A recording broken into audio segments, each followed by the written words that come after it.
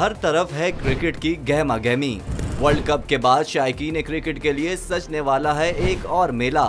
Pakistan super league की शुरू हो गई है तैयारियां, लेकिन कब होगा सुपर लीग का आगाज और कौन कौन बनेगा सुपर लीग का हिस्सा।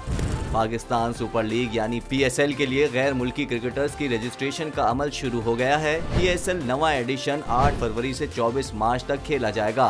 PCB के एलामिये के मुताबिक कौमी टीम के क्रिकेटर्स की कैटेगरीज की तजदीद को जल्द ही हतमी शक्ल दे दी जाएगी, जिसके बाद ट्रेड और खिलाड़ियों को बरकरार रखने का मरहला शुरू होगा।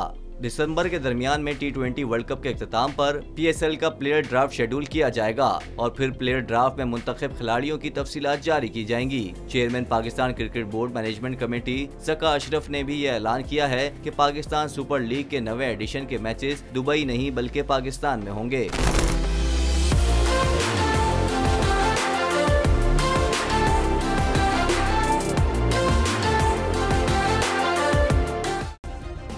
सब्सक्राइब करें और बेल दबाएं ताकि कोई खबर रह न जाए।